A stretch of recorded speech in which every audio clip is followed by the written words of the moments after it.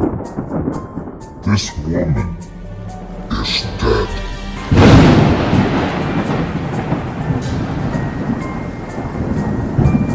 Before being dead, she did some amazing stuff.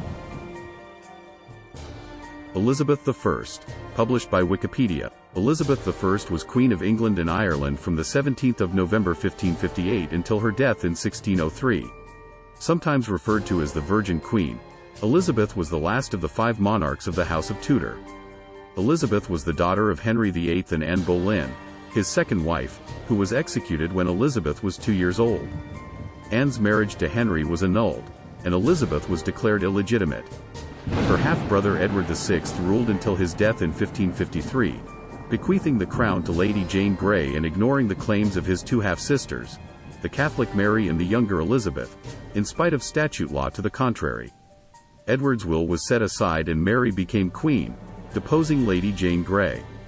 During Mary's reign, Elizabeth was imprisoned for nearly a year on suspicion of supporting Protestant rebels.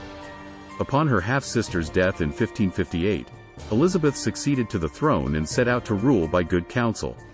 She depended heavily on a group of trusted advisors led by William Cecil, whom she created first Baron Burghley. One of her first actions as queen was the establishment of an English Protestant church, of which she became the supreme governor. This Elizabethan religious settlement was to evolve into the Church of England. It was expected that Elizabeth would marry and produce an heir. However, despite numerous courtships, she never did. She was eventually succeeded by her first cousin twice removed, James VI of Scotland. This laid the foundation for the Kingdom of Great Britain. She had earlier been reluctantly responsible for the imprisonment and execution of James's mother, Mary, Queen of Scots. In government, Elizabeth was more moderate than her father and half-siblings had been. One of her mottos was, "Video et Taceo." In religion, she was relatively tolerant and avoided systematic persecution.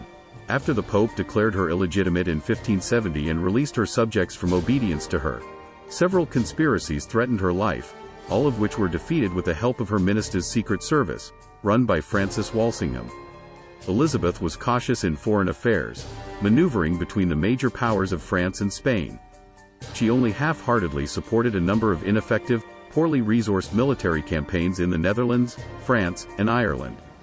By the mid-1580s, England could no longer avoid war with Spain. As she grew older, Elizabeth became celebrated for her virginity. A cult of personality grew around her which was celebrated in the portraits, pageants, and literature of the day. Elizabeth's reign became known as the Elizabethan era. The period is famous for the flourishing of English drama, led by playwrights such as William Shakespeare and Christopher Marlowe, and for the prowess of English maritime adventurers such as Francis Drake and Walter Raleigh.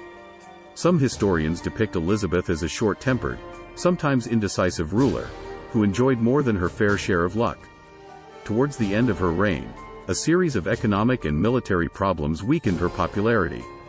Elizabeth is acknowledged as a charismatic performer and a dogged survivor in an era when government was ramshackle and limited, and when monarchs in neighboring countries faced internal problems that jeopardized their thrones.